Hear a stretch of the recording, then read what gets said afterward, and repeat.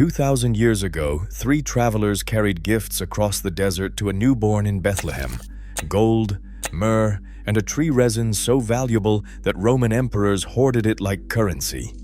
That resin was frankincense. But here is what makes this story worth telling today. Modern laboratories have spent the last 3 decades studying the compounds locked inside that same ancient resin. What they have found has quietly challenged some of the biggest assumptions in modern medicine, and almost nobody is talking about it. To understand why, we need to start with a tree.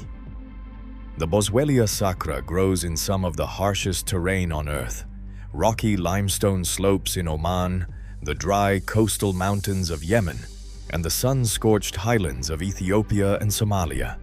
These are not lush forests. The soil is thin and chalky, rainfall arrives in unpredictable bursts a few weeks per year, and summer temperatures regularly climb past 115 degrees Fahrenheit. The Boswellia does not just tolerate these conditions, it requires them. The tree has evolved to thrive in places where almost nothing else survives, its twisted trunk and papery bark appearing half dead to anyone who does not know what they are looking at. But cut into that bark with a blade, and the tree reveals its secret. A milky white sap begins to bleed from the wound. Over the course of several days, that sap hardens into pale golden tears of resin, clinging to the bark like drops of frozen honey. Those hardened tears are frankincense. Harvesters in Oman and the Horn of Africa still collect it the same way their ancestors did 3,000 years ago. They make shallow incisions with a curved blade called a mingaf, then return weeks later to peel the dried resin from the bark by hand. A single mature Boswellia can produce several pounds of resin per season, but the tree needs rest between harvests to recover. Push it too hard, and the quality drops. Push it even harder, and the tree stops producing altogether. This rhythm of wound and recovery, of patience between harvests, is the oldest agricultural relationship most people have never heard of. And for most of recorded history, the product of that relationship was worth a fortune. The ancient Egyptians burned frankincense in their temples every morning at sunrise. Priests at the temple of Karnak in Luxor consumed it in quantities that would stagger a modern accountant. Pharaohs sent entire naval expeditions to the land of Punt, a trading kingdom believed to have been located in modern-day Somalia or Eritrea, specifically to secure supplies of frankincense and myrrh. The Ebers Papyrus, one of the oldest surviving medical documents on Earth, dating to roughly 1,500 years before Christ, lists frankincense as a treatment for infections, joint pain, and digestive trouble. Egyptian physicians mixed it into poultices, dissolved it in oils, and burned it in sick rooms to purify the air. They did not have clinical trials or controlled studies, but they had centuries of accumulated observation. And frankincense appeared again and again in their medical records as a remedy that produced results. The Greeks inherited that knowledge and expanded on it. Hippocrates, often called the father of Western medicine, recommended frankincense for inflammation and wound care in his writings from the island of Kos. Dioscorides, the Greek physician whose herbal encyclopedia was used as a medical reference for over 1,500 years, listed frankincense as a treatment for bleeding, coughs, and digestive ailments. The Roman naturalist Pliny the Elder wrote extensively about its uses and noted with visible admiration that the frankincense trade had made the kingdoms of southern Arabia staggeringly wealthy. He was not exaggerating, and the route that wealth traveled is a story in itself. The incense road was a network of caravan trails stretching more than 2,000 miles from the Dhofar coast of Oman through the deserts of Yemen and Saudi Arabia, up through the Hejaz, and onward to the Mediterranean ports of Gaza and Damascus. Camel trains numbering in the thousands carried frankincense, myrrh, spices, and textiles across some of the most dangerous landscapes on the continent. Bandits were a constant threat. Water sources were scarce and fiercely contested. Fortified trading cities like Shabwa in Yemen and Petra in Jordan grew wealthy by controlling choke points along the route, and by charging tolls that sometimes consumed a third of a caravan's cargo before it reached its destination. At the Mediterranean end, frankincense sold for prices that rivaled precious metals. Roman temples burned it in such volume that the historian Herodotus reported 1,000 talents of frankincense being offered at the altar of the god Bel in Babylon during a single festival. Adjusted for modern weight, that is roughly 26 metric tons of resin burned in one religious ceremony. Therefore, when the Gospel of Matthew describes the Magi presenting frankincense alongside gold and myrrh to the infant Jesus, the symbolism was anything but subtle. These were three of the most valuable portable commodities in the ancient world, and each one carried its own meaning. Gold for royalty, myrrh for healing, and frankincense for the divine. The child received gifts fit for the wealthiest courts on earth. But frankincense was not the only medicinal plant woven through the biblical narrative, and this is where the story starts to deepen. Myrrh, the second resin in the Magi's offering, comes from the Commiphora myrrh tree, a close relative of Boswellia that grows in the same arid regions of East Africa and the Arabian Peninsula. Ancient physicians across Egypt, Greece, and Rome used myrrh as an antiseptic, pressing it directly into wounds and mixing it with wine as an oral medicine for infections and digestive complaints. In the Gospel of Mark, Jesus was offered wine mixed with myrrh before the crucifixion, a detail suggesting its recognized use as a pain-relieving preparation. Modern laboratory research has confirmed that myrrh contains compounds called terpenoids and sesquiterpenes that demonstrate clear antimicrobial activity against several types of bacteria and fungi.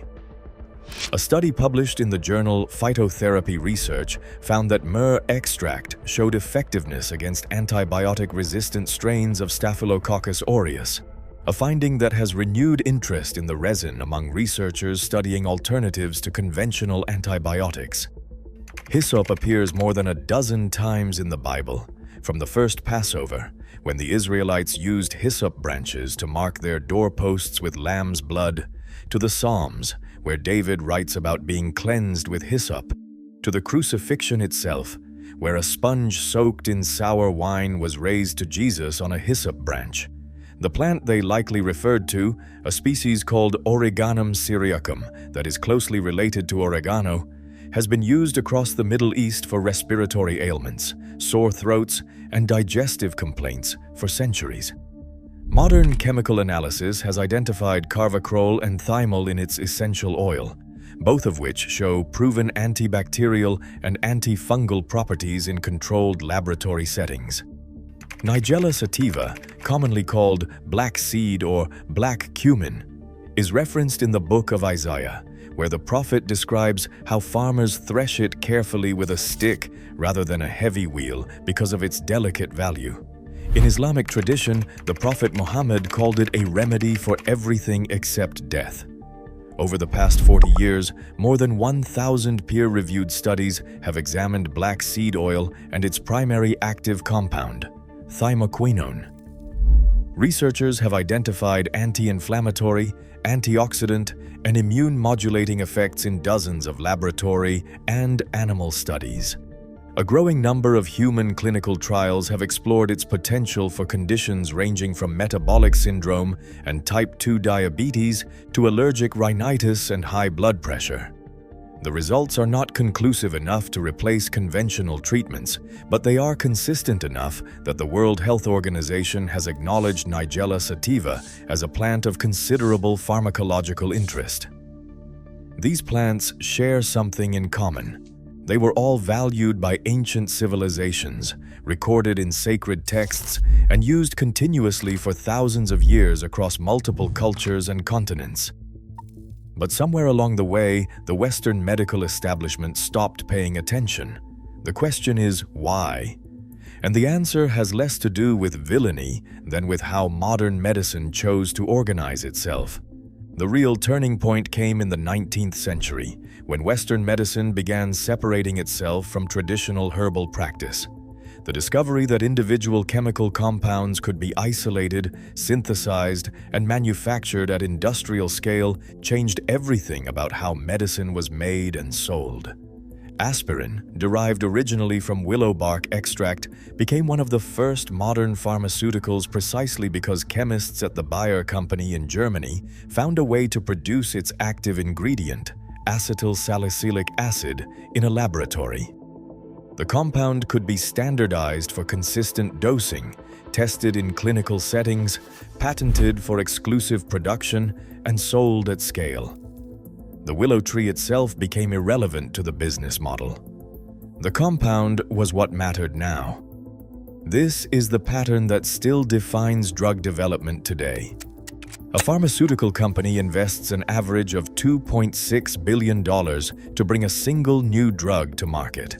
That figure covers a decade or more of research, preclinical animal testing, 3 phases of human clinical trials, regulatory review by agencies like the United States Food and Drug Administration, manufacturing setup, and marketing.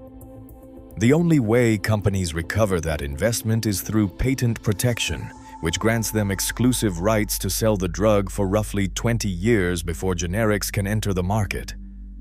But here is the problem with frankincense. You cannot patent a tree. Boswellic acids, the active anti-inflammatory compounds found in frankincense resin, are natural molecules produced by a living organism. No pharmaceutical company can claim exclusive ownership of a substance that grows wild on a cliff in Oman. They could theoretically patent a specific extraction method or a modified synthetic version of a boswellic acid molecule, but the compound itself belongs to nature. Without patent protection, there is no financial mechanism to justify spending $2 billion on the kind of large-scale clinical trials needed for regulatory approval when any competitor could then sell the same compound as a dietary supplement for a fraction of the price. This is the gap that defines the entire relationship between traditional plant medicine and modern pharmaceutical science. It is not a conspiracy in a boardroom. It is a structural incentive problem baked into the economics of drug development, one that rewards synthetic novelty over natural abundance without exception. But while the pharmaceutical industry walked past, a handful of researchers in university laboratories across Germany and India decided to take a closer look. In the early 1990s, these scientists began publishing studies on a specific group of compounds found in Boswellia serrata resin called boswellic acids. There are several types, but the most studied is a compound called acetyl-11 keto-beta. Boswellic acid, usually shortened to AKBA. What caught the attention of the scientific community was not just that AKBA reduced inflammation, but how it did it. Boswellic acids appeared to inhibit an enzyme called 5-lipoxygenase, which plays a central role in the body's inflammatory cascade. This was significant because 5-lipoxygenase is the same enzyme targeted by certain prescription anti-inflammatory medications, but boswellic acids seem to approach it through a different biochemical pathway, raising the possibility of anti-inflammatory effects with a different side effect profile than conventional drugs. A randomized, double-blind clinical trial published in Phytomedicine in 2003 tested a standardized Boswellia extract on patients with osteoarthritis of the knee. After 8 weeks of daily supplementation, the group receiving the extract reported statistically significant reductions in pain and meaningful improvements in physical function compared to the placebo group. Swelling decreased. Walking distance increased. When the researchers crossed the groups over, giving the placebo group the extract and the original extract group the placebo, the results reversed accordingly. Another study published in the Indian Journal of Pharmacology showed similar improvements in patients with rheumatoid arthritis, with measurable decreases in joint swelling and morning stiffness. A separate line of research focused on inflammatory bowel conditions. A clinical trial published in the European Journal of Medical Research compared Boswellia serrata extract to mesalazine, a standard pharmaceutical treatment for ulcerative colitis. The results showed comparable rates of remission between the two groups, suggesting the Boswellia extract performed at roughly the same level as the conventional drug for that specific condition. Therefore, the work was not fringe science or wishful thinking.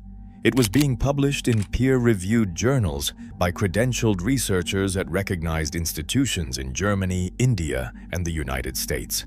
But it was also limited in scale. These clinical trials involved dozens or hundreds of patients, not the thousands required by regulatory agencies for full drug approval, and funding for larger trials remained scarce, precisely because of the patent problem. Cancer research added another layer to the story. Laboratory studies, primarily conducted on cell cultures and animal models, found that AKBA could induce apoptosis, the process of programmed cell death, in certain types of cancer cells. Studies published in journals including Cancer Research, Carcinogenesis, and BMC Complementary Medicine reported effects on pancreatic, colon, prostate, and brain cancer cell lines grown in petri dishes and in mouse tumor models. Some of these findings were striking. In one study, AKBA inhibited the growth of glioblastoma cells, one of the most aggressive brain cancers, by interfering with specific signaling pathways involved in tumor survival. But it is important to be honest about what laboratory results actually tell us. Killing cancer cells in a controlled dish environment is very different from treating cancer in a living human body, where the compound must be absorbed, distributed through the bloodstream, reach the tumor in sufficient concentration, and do all of this without causing unacceptable harm to healthy tissue. Many compounds show promising results in cell culture studies, but they fail completely when tested in animals or in human trials. The history of cancer research is filled with compounds that looked promising in the lab and disappeared without a trace once they entered clinical testing. As of right now, there are no approved frankincense-based cancer treatments, and no large-scale human clinical trials have confirmed the anti-cancer effects observed in laboratory settings. What the research does confirm is that boswellic acids are biologically active compounds with measurable effects on inflammation, and that further investigation is justified. The gap is not in the science. The gap is in the money to take it further. If you have been learning something from this video, take a second to subscribe.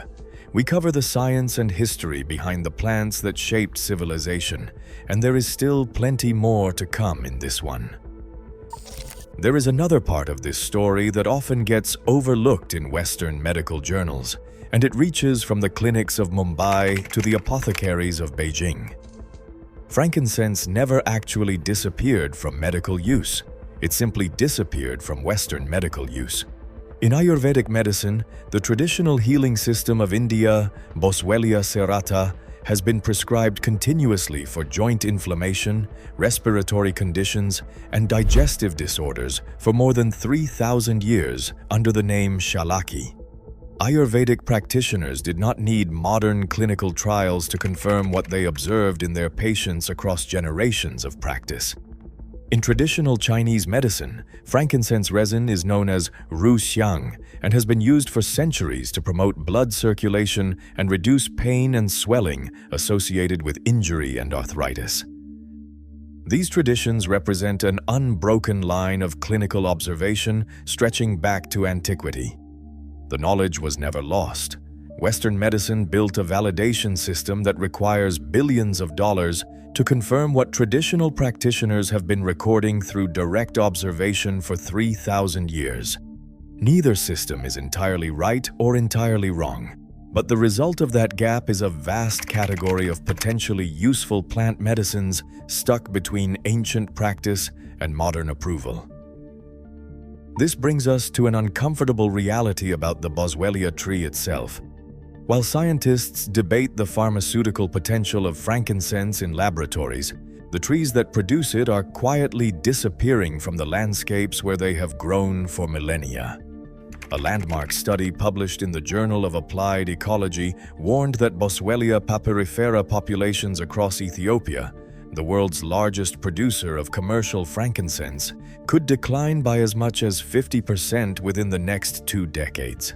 The causes are compounding. Overtapping weakens the trees and reduces their ability to produce viable seeds. Wildfires sweep through the dry woodland habitats where Boswellia grows during the long, dry season. Cattle and goats browse on young seedlings before they can establish themselves above grazing height. And shifting rainfall patterns driven by climate change are making already marginal habitats even harsher and less predictable. The researchers found something particularly alarming when they surveyed Boswellia stands across the Ethiopian highlands. In population after population, they found large, mature trees and almost no young ones replacing them. The age structure of these forests was inverted, heavy with old individuals and nearly empty of juveniles. In some surveyed areas, the youngest trees were already decades old, meaning that recruitment of new seedlings had essentially stopped an entire generation ago. This is exactly the pattern that precedes the regional extinction of a slow-growing tree species, and it was playing out across thousands of square miles of dry woodland in plain sight. But Ethiopia was not the only place where Boswellia was under siege. In Oman, where the most prized Boswellia sacra resin has been harvested since the Bronze Age, similar pressures are at work. Unregulated tapping by commercial harvesters who sell to the booming global aromatherapy market has increased the frequency and depth of bark cuts, pushing trees beyond their natural recovery capacity. Some conservation biologists have warned that the famous frankincense groves of the Dhofar region, which have been producing resin since before the pharaohs, could become commercially unviable within a single generation if current harvesting rates continue. Therefore, the irony is difficult to ignore. At the very moment modern science is beginning to validate what ancient civilizations knew about this tree, the tree itself may be running out of time. Conservation efforts have started in some regions. Community-managed tapping programs in Oman aim to give individual trees rest periods of 2 to 3 years between harvesting seasons, allowing the bark to fully heal and the resin production to regenerate. In Ethiopia, reforestation projects are experimenting with nursery-grown Boswellia seedlings planted in fire. Protected exclosures where grazing animals cannot reach them. Researchers at Wageningen University in the Netherlands have been studying Boswellia reproductive biology to develop better propagation techniques. But the scale of these efforts remains small compared to commercial demand, which has surged as frankincense essential oil became a staple product in wellness markets across North America and Europe. This is where the story circles back to the garden, and where it becomes personal. You probably cannot grow a Boswellia sacra in your backyard unless you happen to live in a very specific climate zone with alkaline, rocky soil, intense heat, and almost no rainfall. But several of the other biblical medicinal plants we have discussed are surprisingly accessible to home gardeners across temperate and subtropical climates. Hyssop, or its close relative Origanum syriacum, thrives in well-drained soil with full sun exposure and handles drought well once established.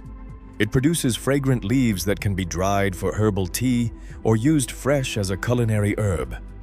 Plant it in a raised bed with sandy soil and minimal watering, and it will reward you with vigorous growth year after year. Nigella sativa, the black seed plant, is an annual flower that grows easily from seeds sown directly into garden soil in mid-spring. It produces delicate blue-white blossoms that give way to papery seed pods. Let the pods dry naturally on the stalks, then harvest and thresh them gently, as Isaiah described, to collect the small black seeds inside. They can be pressed for oil, ground into spice blends, or stored whole in a cool, dark place. The medicinal herb garden does not have to stop with seeds and flowers. Aloe vera, another plant with biblical references and a recorded medicinal history stretching back to ancient Egypt, is one of the easiest species on earth to grow in containers. It tolerates neglect, requires minimal water, and produces a thick gel with well-studied wound healing, antimicrobial, and skin-soothing properties. Keep it on a sunny windowsill, and it will outlast most of the other plants in your house. Even myrrh, while difficult to grow outside of arid tropical zones, can be cultivated in a greenhouse or conservatory if you can provide the dry heat and sharp drainage that Commiphora species demand. It is not a beginner project, but for the dedicated grower, it connects you directly to one of the oldest medicinal resins in human history. For those who want to bring these species together, the possibilities go even further than a single pot on a windowsill. If you want to take this even further, consider building a dedicated biblical herb garden. It does not need to be large. A raised bed 4 feet by 8 feet can hold hyssop, black seed, rue, coriander, cumin, and mint, all of which appear in scripture and all of which have recognized healing traditions behind them. Plant the perennials like hyssop and rue along the back edge where they will not shade out the annuals. Sow Nigella sativa and coriander in rows toward the front in mid-spring after the last frost. Add a clay pot of aloe vera at one corner. Mulch lightly with gravel or coarse sand rather than bark, because these Mediterranean and Middle Eastern species prefer dry root conditions and excellent drainage. What you end up with is something that looks beautiful, smells warm and resinous when the sun heats the leaves in the afternoon, and carries a lineage of human plant knowledge stretching back further than any written language. Every species in that bed was tended by someone thousands of years ago who noticed what it could do and passed that knowledge to the next generation. The chain continued, unbroken, until very recently. But here is what makes that chain worth protecting. Growing these plants is more than a hobby.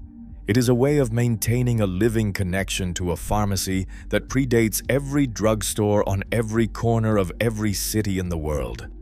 Each of these species carries generations upon generations of accumulated human observation, encoded not in a database, but in a continuous tradition of cultivation, harvest, and use. When you sow black seed in a raised bed or dry hyssop leaves on your kitchen counter in the afternoon sun, you are participating in something that stretches back to the earliest farming communities in the Fertile Crescent. Traditional plant medicine and modern pharmaceutical science are not enemies. They are two different approaches to the same fundamental question, which is how to help human beings suffer less and live longer. The problem is not that one approach is right and the other is wrong. The problem is that the economic machinery of modern drug development was built to reward molecular novelty, and it simply doesn't know what to do with a compound that anyone can grow on a hillside. The economic system was not designed for common living remedies.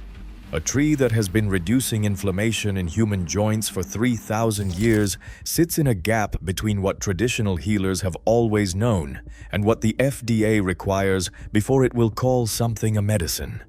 But the frankincense story does not end with frustration. It ends with a question about what happens next. The compounds in frankincense resin are real. The published research is growing, study by study, year by year. The trees that produce the resin are declining, and the system that could turn those laboratory findings into widely accessible, standardized treatments has no financial incentive to try. Call it a blind spot, a design flaw, a system that forgot where its oldest medicines came from. Whatever the label, the result is the same. The next time you hold a piece of golden frankincense resin between your fingers or catch the warm, balsamic drift of its smoke rising from a coal, consider what you are actually looking at. Not a fragrance, not a biblical artifact, but a living pharmacy that predates every pill bottle on your shelf, supported by millennia of use and decades of modern evidence, still waiting for the world to catch up. And maybe, for those of us who grow things, the garden is exactly where that conversation starts again.